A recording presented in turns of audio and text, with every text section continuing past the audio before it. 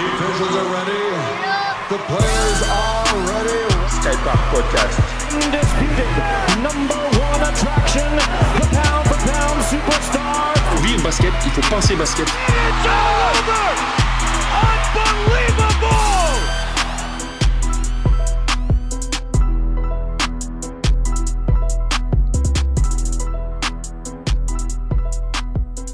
Allô? Allô Faisal, Ouais, bonsoir. est-ce que tu nous reçois bien? Très bien. Bon, parfait. Donc Ablaye, je suis avec Jordan Gonzalez. Et Enchanté. Salut Faisal. Merci de me recevoir, les gars. alors merci à toi d'abord d'avoir accepté l'invitation. Donc on s'est eu un Avec petit peu plaisir. en antenne pour en discuter. Et, tu as dit oui très rapidement et je t'en remercie beaucoup. Faisal, tu es actuellement le coach du GAB. Ça se passe plutôt Oui. bien pour vous. On va arriver après sur la saison et ce que vous faites actuellement. Mais avant ça, j'ai regardé un petit peu ton parcours et tu as un vécu en tant que coach qui est déjà très important alors que tu as seulement 36 ans. Je voulais qu'on revienne avec toi un petit peu sur ton parcours. Est-ce que tu peux te présenter rapidement et nous décrire tout ce que tu as pu faire déjà? Bah, très bien. Alors, Faisal Renam, moi, 36 ans. J'ai démarré en tant que joueur. J'ai joué, j'ai été stagiaire pro à Hier-Toulon, à Châlons-en-Champagne, en Pro B, sur les championnats espoirs. Puis après, j'ai été sur les championnats intermédiaires nationaux, comme je coach actuellement. Et j'ai arrêté ma carrière assez tôt de joueur à l'âge de 26 ans pour des soucis de santé. Je suis vite rentré dans tout ce qui est entraînement. De l'autre côté de la barrière, où j'ai été assistant coach à Aubenas, où j'ai démarré en National 2 à l'époque, où mon frère coach actuellement. Et par la suite, j'ai été assistant NM1 au Jet Vosges Épinal, en Ligue 2 féminine, à Mâcon. Et j'ai eu l'opportunité de partir au Maroc en première division. Chez les garçons là-bas, où j'ai eu la chance de gagner une Coupe du Trône avec l'équipe de Berken, où j'ai eu un président qui s'appelle Hicham El Guerrouj. C'est la première division au Maroc, ça. Oui, tout à fait, ouais. Ok. Ouais. Donc c'est l'équivalent, bah voilà, c'est de la première div, c'est de la Pro A, quoi. J'avais 4 joueurs internationaux dans mon équipe là-bas et 4 joueurs américains. Donc J'ai eu avec Hicham El l'occasion- Guerrouj, la légende du 1500 Ouais, mètres. tout à fait, c'était mon président. Donc on a gagné là-haut, enfin là-bas, dans le nord du Maroc, dans une petite ville qui s'appelle Berken. On a gagné une Coupe du Trône et j'ai été finaliste du championnat également. Et puis par la suite, j'ai eu la chance de participer à une Coupe d'Afrique des clubs champions et une Coupe arabe des clubs champions avec Essaouira, mon dernier club au Maroc, et puis un retour en France où j'étais bloqué pour pouvoir coacher sur les niveaux intermédiaires comme la NM2 par rapport à des soucis de diplôme Diplôme. sur la réforme. Parce que tu as des diplômes, t'as des diplômes FIBA, mais qui Eh sont ouais. pas reconnus en France, en fait. Exactement.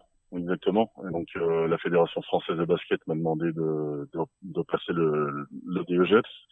Donc chose que j'ai faite la saison passée. J'ai été dans un petit club en Dordogne qui s'appelle le Lardin Salazar, où j'entraînais les U15 féminines en groupe A championnat de France.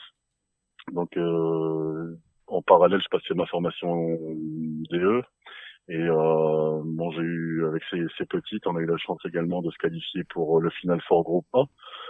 Et l'année dernière, donc au mois de fin octobre, il y a le club du GAB, Garonne SPTT Basket, qui m'a contacté parce que leur entraîneur partait. Donc ils m'ont demandé de reprendre l'équipe. À l'époque, quand j'ai repris l'équipe, on était 8e. Et on a eu le bonheur de se qualifier pour les playoffs en fin de saison, la saison passée. On a fait une phase retour impressionnante. On a gagné 11 matchs pour 2 défaites et on s'est qualifié, on a fait les playoffs, et les playoffs, on perd sur le match d'appui pour l'accession NM1 face à la Charité. Voilà. Et aujourd'hui, j'entame ma deuxième saison au sein du Garonne SPTT Basket en tant qu'entraîneur de l'équipe de National 2. Voilà. Ok. Tu peux nous dire comment le Garonne SPTT est rentré en contact avec toi? Sachant que tu étais au Maroc à ce moment-là? Oui, tout à fait. En fait, comme la SPTT Garonne travaille avec un agent qui s'appelle David Condran. Et David, c'est un ami à l'époque quand je jouais. Ancien Donc, professionnel aussi? Ouais, tout à fait, ouais.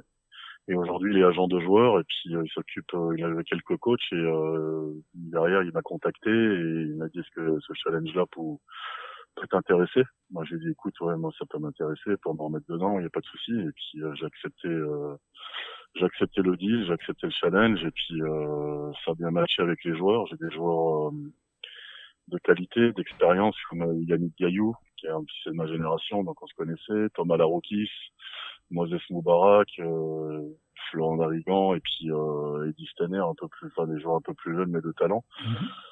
Ça a tout de suite matché et puis bon aujourd'hui on poursuit l'aventure et puis on aimerait bien remettre ça dans une poule qui est dense et on est encore dans les clous malgré la défaite de ce week-end au buzzer d'un point chez un protestant direct à la montée.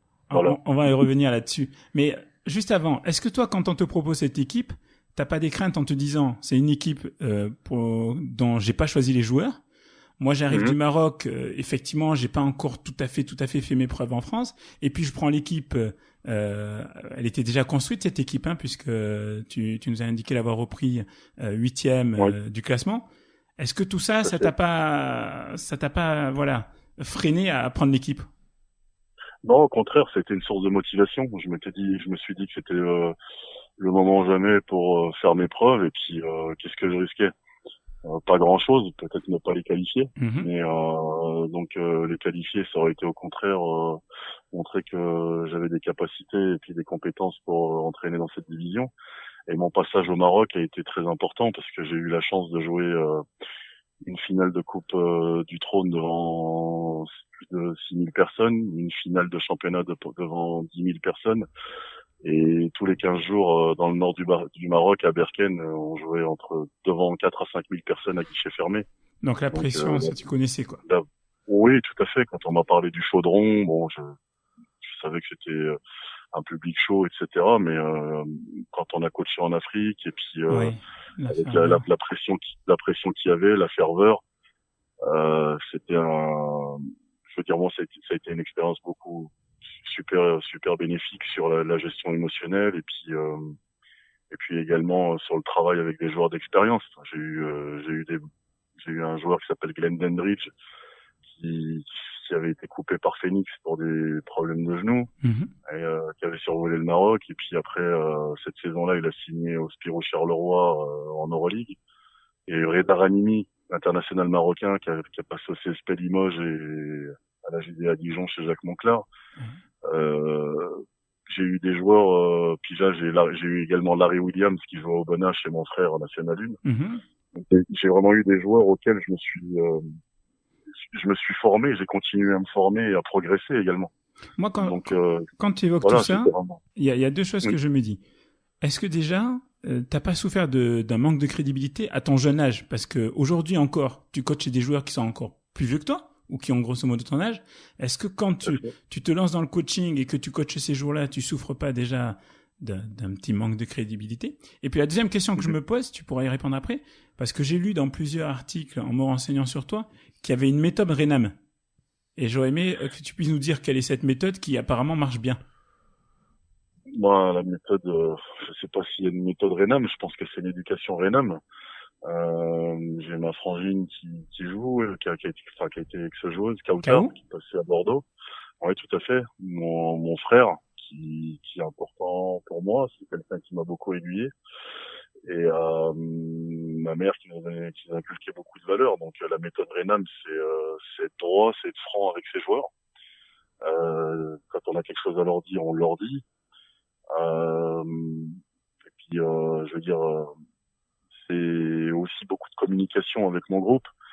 J'aime pas non plus être dictateur. Parfois, il faut savoir imposer des choses et des fois, il faut également avoir le ressenti de ses joueurs. Si c'est pour arriver, poser des formes de jeu, copier-coller, qu'on a vu en Euroleague et dire à nos joueurs qui sont pas profilés pour jouer à l'intérieur de ces formes-là, et ne pas aussi bénéficier d'expérience de ces joueurs qui ont vu beaucoup de choses. Donc, je pense qu'à un moment donné, il faut être intelligent. Il faut être intelligent et puis il faut être également très ouvert d'esprit et avoir beaucoup d'humilité. Je pense que l'humilité, le travail, la rigueur et puis la franchise, ouais, c'est peut-être la méthode Renam, mais je pense que c'est une méthode qui est payante et sur laquelle je continuerai de m'appuyer. Alors, par rapport justement à ce que tu nous dis, t'as pas envie d'être un coach dictateur, tu écoutes beaucoup tes joueurs. J'ai même lu que tu essayais d'instaurer entre toi et tes joueurs un rapport pas fraternel, mais tu vois, très proche, plus que d'un simple coach et joueur. Ça rejoint un petit peu ma question de tout à l'heure par rapport à la crédibilité. Est-ce qu'en essayant d'agir comme ça, t'as pas été confronté parfois à des joueurs qui te prenaient presque plus pour un pote que plus pour un joueur, plus qu'un entraîneur? Bah exactement, c'est une très bonne question. C'est que à un moment donné, il faut savoir faire la part des choses. Moi, je veux pas parler sur certains confrères que je connais pas ici, mais moi j'ai vu ça à l'étranger, c'était une très bonne expérience. Il faut savoir faire la part des choses, c'est-à-dire que moi j'ai jamais mis un pied dans un pub ou aller voilà chaque week-end sortir avec mes joueurs, ça ils le savent, c'est bien. Je vais dire également faire la part des choses, c'est que s'il y a une chose à leur dire, ben je vais leur dire au niveau de l'enceinte, de l'institut du club. Voilà, au moins c'est le cadre, il est respecté. Après faire la part des choses, c'est pas parce qu'un joueur me dit coach, on boit un café, j'ai quelque chose à te dire que là je vais lui dire non, parce que ça pourrait être une forme de faiblesse. Non, si je veux voir un coup avec un de mes joueurs parce qu'il a quelque chose à me dire ou il va me voir dans un autre contexte, il n'y a pas de souci. Mais il sait très bien quelle est ma manière de penser et ma manière de fonctionner. Donc de ce côté-là, moi je suis droit dans mes baskets et mes joueurs savent très bien que je suis quelqu'un d'accessible et on peut échanger, mais par contre ils savent très bien que je suis quelqu'un qui va pas se faire influencer. D'accord, donc tu arrives à trouver l'équilibre à chaque fois. Ouais, tout à fait, ouais. Ouais, je pense qu'il faut pas se fermer non plus. Et au bout d'un moment, se fermer, on peut aller droit dans le mur et puis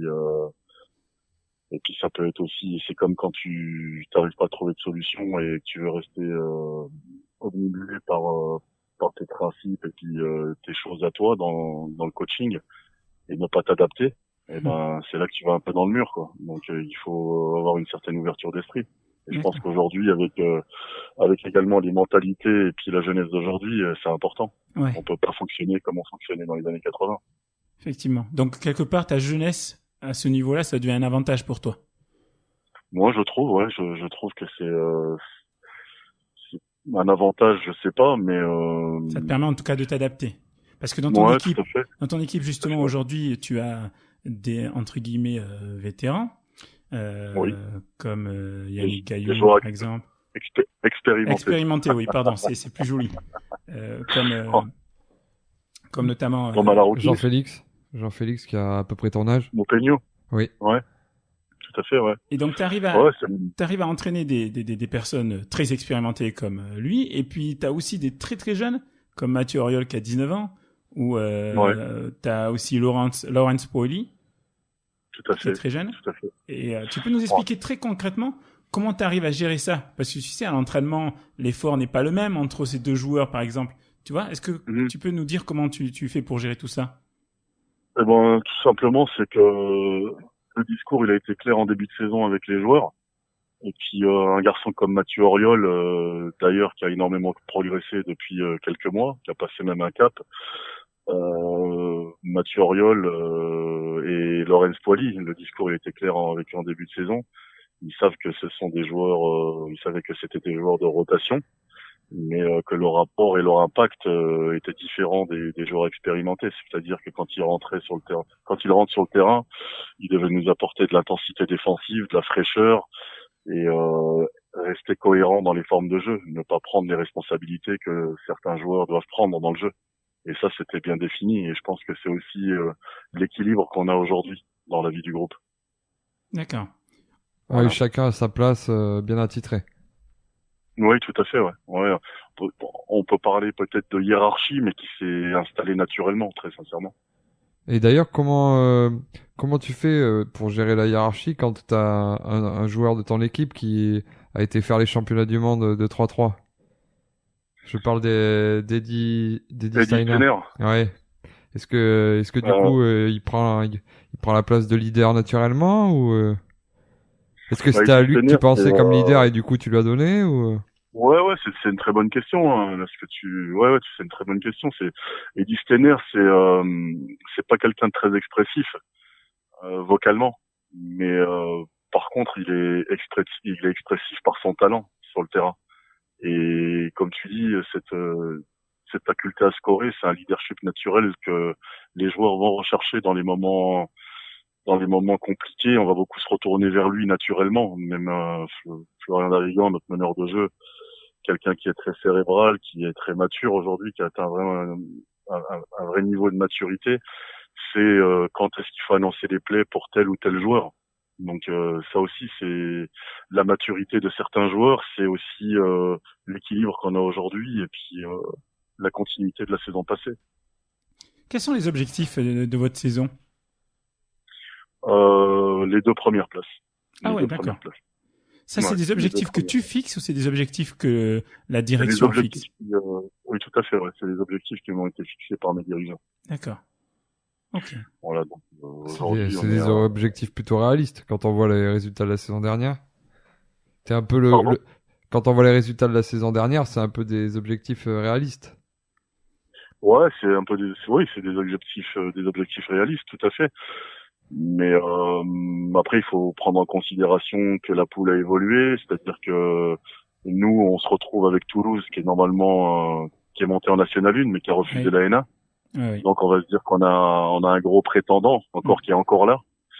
Et on a Cognac également, qui était pensionnaire de la N1 il y a 3 ans, qui est là. La Rochelle, qui était pensionnaire de N1 il y a 2-3 ans également. Ouais.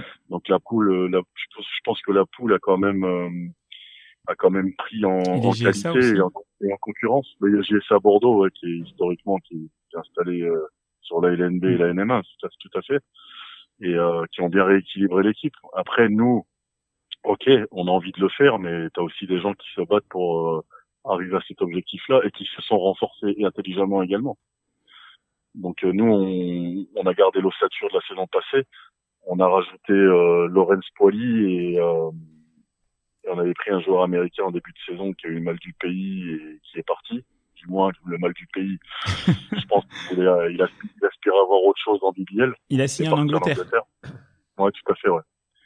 Une Kenny Rochefort qui est parti en Angleterre. Et puis, comment tu l'as vécu ça d'ailleurs? Parce que ça a été très soudain. Bah écoute,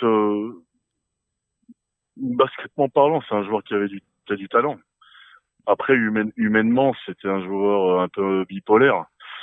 Et très sincèrement, qu'il soit parti, ça n'a pas eu beaucoup d'impact dans le groupe. Et moi, je me suis dit, bon, maintenant c'est comme ça, faut passer à autre chose. C'est comme un match perdu au buzzer. Si tu t'arrêtes dessus 15 jours, je pense que tu es capable de perdre ta saison et de laisser de l'énergie. Il faut passer à autre chose. Passer à autre chose. Justement. Donc là, ouais. On va aborder ce point-là. Donc dans le contexte que tu nous as indiqué, où il y a beaucoup d'équipes qui jouent le tableau, on a Toulouse, GSA, Cognac qui se débrouille bien, vous qui n'êtes pas loin, Marmande qui se démerde pas mal non plus. Et donc dans le dernier match contre Cognac, un match que Cognac menait, vous avez réussi quasiment un exploit de nouveau en revenant et en repassant devant avec 2-3 points d'affilée, une interception d'Eddie Steiner, mais vraiment sur la fin alors que le match était quasiment perdu. Et puis au final, il reste 0,5 secondes, Cognac a le ballon, et puis c'est Franck Seguela qui marque le shoot, et Cognac repasse devant et gagne le match. Après, il y a une petite polémique qu'on a lue dans les journaux de ci et là. Est-ce que le panier est accordé? Est-ce que le panier doit être refusé, etc. Mais si j'ai bien compris, le plus grand souci, surtout pour toi, c'est que derrière, tu n'as même pas pu en discuter avec les arbitres et éventuellement, échanger et éventuellement poser une réclamation, voir si tu en avais le droit. Est-ce que tu peux nous en parler? Ouais, on a été sur un match, c'était un match de haut tableau. Donc on est parti là-bas sans Thomas Laroukis et sans Yannick Gaillou. On a joué diminué. On est resté dans le match le plus longtemps. Et puis derrière, on a eu un petit coup de folie à 3 points, 2 paniers consécutifs, de Flo Darigan et sur une remise en jeu, interception de Steiner, comme tu as dit. Et Eddie qui met le tir à 3 points. Et derrière, le chrono s'arrête à 0,5. Temps mort demandé par le coach Quintard de Cognac. Jusque-là, tout va bien. Donc moi, je dis à mes joueurs, bon les gars, on s'affole pas. C'est pas terminé non plus. Il faut qu'on reste concentré. On fait un choix de protéger le cercle, tu vois. On se dit, ils vont tenter la passe lobée pour un alley-oop Oui, ou une et claquette. sur les sorties d'écran, ils vont recevoir et envoyer. Mhm. Donc voilà, le projet de jeu défensif sur les 0,5 était ça, 10e, tu vois. Donc nous on s'organise par rapport à ça et derrière il y a écran, remontée du stagger, sortie de stagger de Seguela qui reçoit le ballon. Moi ce qui me dérange aujourd'hui en 5 dixièmes, c'est je l'ai fait aujourd'hui là avec mes joueurs, je l'ai testé à l'entraînement là tout à l'heure là. Mhm.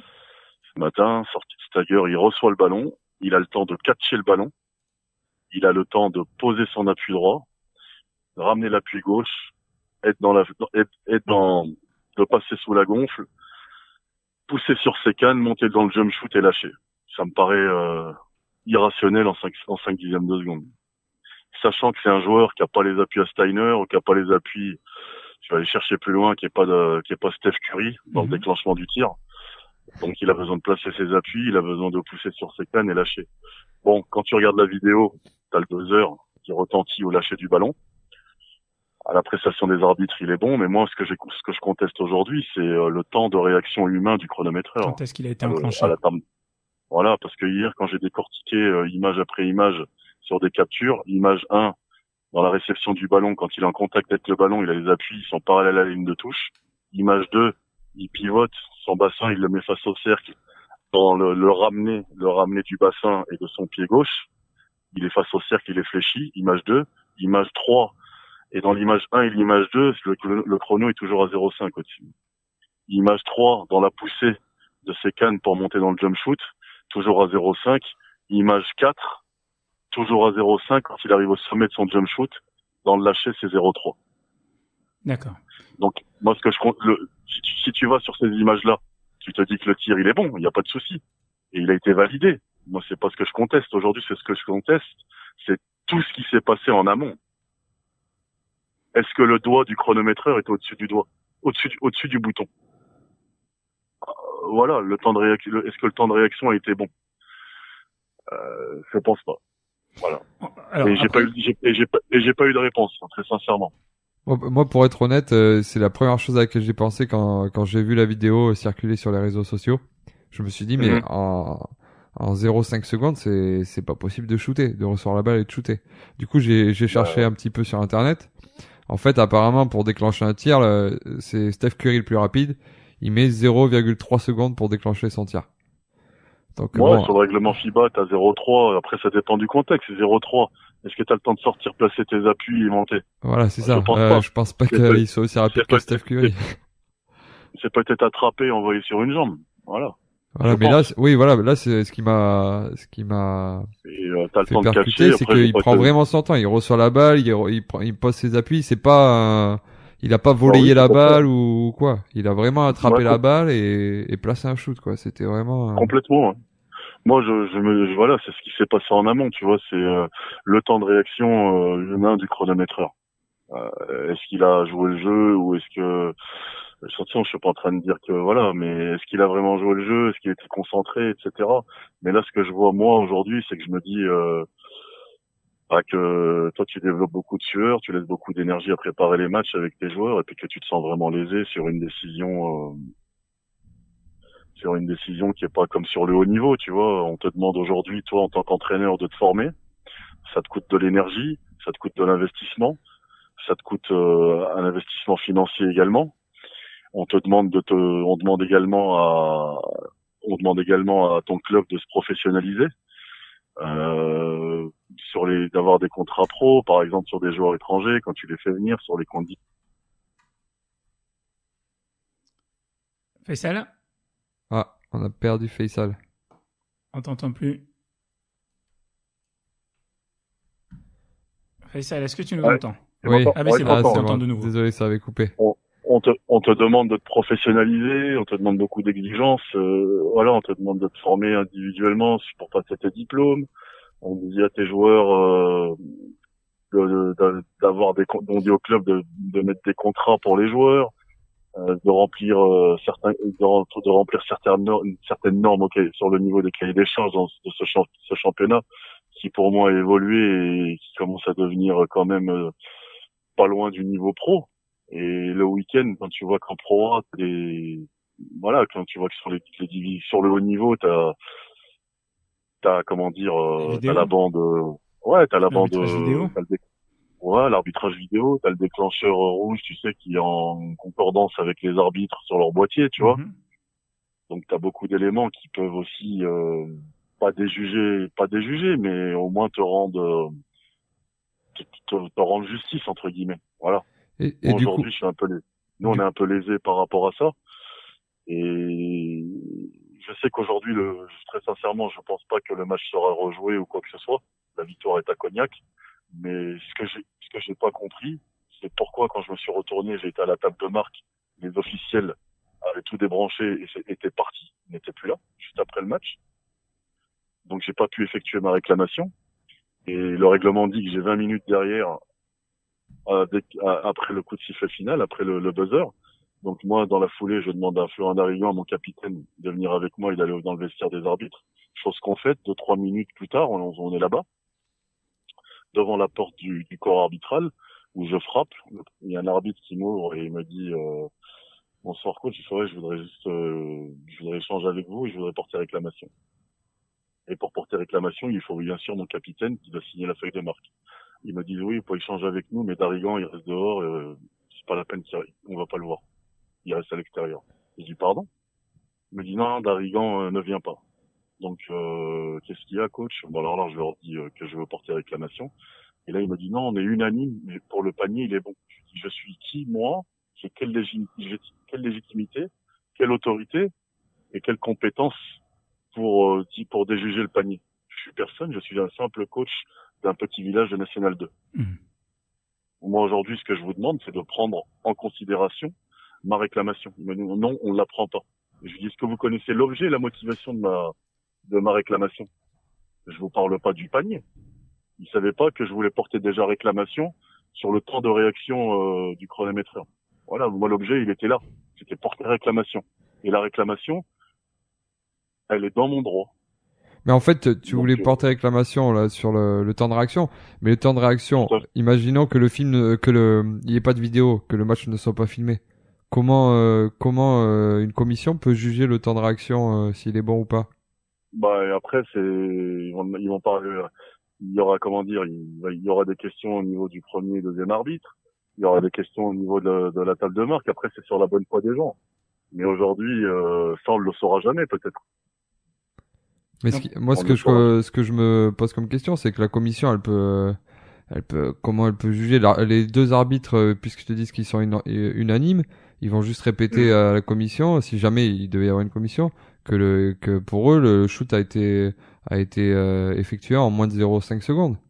Donc après Là, ils peuvent pas. Je suis d'accord avec toi. Là, enfin toi t'as la vidéo, donc c'est sûr qu'avec la vidéo c'est facile de décortiquer, de se dire ah oui là ça a mis moins de temps, il y a une erreur au niveau du marqueur. C'est sûr, mais après, sans la vidéo, si le match n'avait pas été filmé, c'est impossible de savoir ce qui s'est passé. Mais bon, ce que j'ai vu dans le règlement FIBA ce matin, ce que j'ai vu, c'est qu'on pouvait s'appuyer sur le visionnage sur le visionnage vidéo, etc. Hein. Si t'as des choses comme ça, c'est après, est-ce que eux ils vont le recevoir déjà? Est-ce qu'eux ils vont le recevoir dans un premier temps? C'est est-ce qu'ils vont accepter ma réclamation? Nous, c'est chose qu'on a faite par le biais de mon président, c'est parti ce matin. On a envoyé un courrier. Maintenant, est-ce que ça va être reçu? Bon, j'espère que ils vont prendre en considération notre courrier, c'est quand même notre réclamation, et puis qu'ils vont en tenir compte. Et puis si par la suite ils nous demandent des éléments, nous on reste à disposition. On est acteur du basket français et on reste à disposition de la Fédération française de basket pour fournir tous les éléments nécessaires à peut-être ouvrir quelque chose. Oui, parce que mine de rien, ça peut effectivement faire jurisprudence. Et puis c'est vrai que ça peut, même si je doute effectivement que ça aboutisse sur cette rencontre-là, oui, mais qui sait à l'avenir peut-être permettre au club de national de s'appuyer davantage sur la vidéo, c'est possible, oui. Mais après, même si on peut tous avancer ensemble, voilà. Mais est-ce que t'as pas l'impression que si jamais ils acceptaient, ce serait la porte ouverte à une multitude de réclamations? C'est-à-dire, il peut très bien avoir une vidéo dans 3 semaines d'un joueur qui shoot au buzzer pour gagner, et avec un contact sur sa main qui n'est pas sifflé. À ce moment-là, pareil, le coach prend la vidéo et appelle les instances pour leur dire, regardez, il y a une faute qui n'a pas été sifflée. Ouais, j'entends bien et je suis d'accord avec ce que tu dis. Hein. Ça peut donner porte ouverte à beaucoup de réclamations et des réclamations multiples. Mais par contre, où ça peut faire avancer, je pense que ça peut aussi, je pense qu'on peut aussi trouver des solutions pour les OTM, pour le corps arbitral et pour nous techniciens, pour pouvoir, s'orienter vers le haut niveau et pourquoi pas y arriver. D'accord. Après, je comprends ta frustration. Honnêtement, je comprends. Et... Non, sincèrement, très sincèrement, ça y est, c'est passé. Hein. Là, je suis je prépare le prochain match à la maison. Et je me dis que c'est un point en goal average à 5 candidats directs, on va rentrer en fin de saison, donc voilà, faut passer à autre chose. Mais aujourd'hui, j'ai voulu en parler parce que c'est mon métier, c'est ma passion, comme c'est le métier et la passion de beaucoup de personnes. Il y a aussi, on n'est pas les seuls acteurs, t'as les spectateurs, t'as les bénévoles, t'as les dirigeants, t'as les OTM, t'as les arbitres, t'as les formateurs, et je pense que voilà, c'était simplement, je voulais qu'on se fasse entendre, et puis si on peut tous avancer et puis se dire les choses ouvertement, et voilà, je suis quelqu'un qui dit les choses clairement. Selon moi, ta démarche, elle est légitime, c'est ouvrir le débat, parce que effectivement sur les réseaux sociaux, notamment quand on se balade un peu sur la page du club de Garonne, il y a beaucoup de personnes qui ont vécu ça comme une injustice. Donc ouvrir le débat, ça coûte rien. Et moi, je te remercie de l'avoir fait avec nous. Et je vous remercie de m'avoir reçu. C'est sympa de votre part. Là, le prochain match, c'est contre une équipe qui est pas très bien placée, le Real Chalossé. Mais Real Chalossé, c'est toujours les matchs les plus compliqués. Hein. Tu sais, inconsciemment, l'être humain, et l'athlète, il s'est dit du jour, on peut se relâcher, effectivement. Tout à fait, mais nous, on est toujours transcendés par les gros matchs, mais non, faut le prendre par le bon bout, se remettre à travailler, respecter le Real Chalossé, et la meilleure réponse, et puis ce qui pourrait offrir le meilleur match, c'est vraiment les respecter d'entrée. Voilà. Et j'avais 2 dernières questions à te poser. Votre victoire contre Marmande, cette victoire incroyable, est-ce que c'est l'un de tes meilleurs souvenirs depuis que tu coaches? Oh. C'est vrai que tu as vécu beaucoup de choses, hein. Avec le Maroc, etc. Oui, tout à fait, ouais. Moi, j'ai 2 souvenirs comme ça. J'ai une demi-finale de play-off de championnat au Maroc en première div face au FUS de Rabat, où on va perdre de 9 points le match aller là-bas à Rabat. Et sur le match retour à Berken, on fait plus 42 sur le match retour chez nous, avec une salle pleine, comble, au taquet. Mais c'est différent, parce que là, on a eu une semaine pour le préparer, etc. Mais là, c'est que tu as eu 10 minutes pour le préparer. Effectivement. Et ma seconde question, là en ce moment le Maroc a un peu le vent en poupe, notamment dans le football, puisque tu vois, on a vu qu'un club est devenu champion de la Ligue des champions entre guillemets africaine, et c'est un club marocain, et ça n'a pas été le cas depuis plus de 20 ans. L'équipe nationale s'est qualifiée très récemment pour le mondial. Est-ce que toi, tout ça te donne pas des envies de retourner peut-être au Maroc et puis de t'investir de nouveau, essayer de faire la même chose, de créer un engouement autour de l'équipe nationale de basket? Écoute, je connais très bien Mustapha Horache, le président actuel de la Fédération royale marocaine de basket. J'ai passé 4 ans là-bas. J'ai vu beaucoup de choses. Je me suis investi en 2012. J'ai organisé le premier All-Star Game de l'histoire du basket marocain. Et le parrain de l'événement, c'était Tariq Abdelouad. C'est le premier Français de l'histoire avant Jean Indier. Il est venu au Maroc, il est resté 15 jours avec nous là-bas à la maison. Tariq, super mec, il a joué le jeu, et on a essayé de développer un peu ça. C'était le premier All-Star.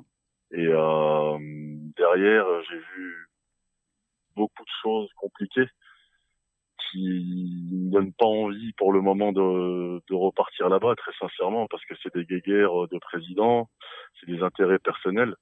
Et à la grande différence du basket français, où la Fédération française de basket est plus qu'en avance sur la Fédération royale marocaine de basket. Il y a un univers en termes d'organisation et en termes de réflexion et de mentalité. Au Maroc, c'est la Fédé et le corps arbitral, c'est compliqué. Voilà, je veux pas rentrer dans le détail. On arrive à deviner un petit peu. J'ai eu la chance de gagner ma première finale de Coupe du Trône Oui. dans la difficulté, grâce à l'investissement de mes joueurs et l'adresse qu'on a eue ce jour-là. C'est compliqué d'évoluer en tant que coach là-bas. D'accord. Il y a beaucoup de coachs serbes, et des coachs français qui se sont cassés les dents. T'as Hugo Cancé aujourd'hui qui est au Mas de Fès, Mhm. qui a été l'un de mes premiers clubs, et c'est compliqué. Voilà, il faut être dans les coulisses, dans les réseaux, si tu veux pouvoir gagner des titres. Et Bon, c'est pas tout de suite en tout cas. Ah ouais. Il y a un peu de corruption. Ouais, voilà. Ouais, si tu le dis, Non, c'est c'est que une question. si tu le dis, c'est que t'as entendu des choses. Bon, Faisal, en tout cas, on te remercie beaucoup pour ton intervention. C'est vraiment gentil de nous avoir accordé du temps. Merci à vous. Merci à vous. Et je veux dire, pour conclure, si vous me permettez. Vas-y, je t'en prie. C'est simplement aujourd'hui, moi, c'est pas d'accabler mes confrères arbitres ou officiels et ne pas aujourd'hui pointer un tel du doigt. L'erreur, elle est humaine. Même le temps de réactivité, il est humain. Bon, aujourd'hui, nous, on est lésés par rapport à ça, et j'espère très sincèrement que c'est une victoire qui comptera pas dans notre objectif personnel. Bon, c'est tout ce qu'on te souhaite en tout cas, Faisal. Eh ben, si vous êtes de passage, c'est avec plaisir qu'on vous recevra. C'est très gentil. Merci beaucoup à toi. Merci, avec Et plaisir. tu sais que maman Renam doit t'écouter. Ouais, sûrement. Passe-lui le bonjour, non? Bon. Eh ben, ouais, tout à fait. Je lui passe le bonjour. Voilà. Mais j'ai pas besoin de lui passer. Elle sait très bien que je pense à elle à chaque moment. Voilà. Bon. Merci à vous, les Ok. gars. Merci. beaucoup. Bonne soirée à toi. Continuez bien. Bonne soirée. Bonne courage à vous. continuation. Merci. Bonne saison. Ciao. Merci. Au revoir. Au revoir. Oui, non, c'était intéressant. Après, moi, je serais comme lui, je serais dégoûté en 0,5 secondes prendre un panier comme ça. Toi, tu me donnes l'impression de quelqu'un qui trouve un petit peu inutile sa démarche. Est-ce que je me trompe? Ben, c'est pas non, pas enfin, oui, inutile. Si, c'est peut-être le mot. C'est moi, malheureusement, j'ai souvent affaire aux arbitres et je trouve souvent leur leurs petits défauts. Mais bon, c'est vrai qu'après, en réfléchissant plus posément, malheureusement, l'arbitre il fait partie du jeu. C'est un humain comme les joueurs. Et les joueurs font des erreurs, les arbitres font des erreurs, le marqueur a un temps de réaction. Voilà. Après, on peut pas demander qu'à chaque match il y ait le meilleur marqueur du département pour tenir la table. Voilà, mais après, non, il ouvre le débat, mais bon, c'est le problème de notre génération avec les réseaux sociaux, tout va très vite et tout s'amplifie très facilement.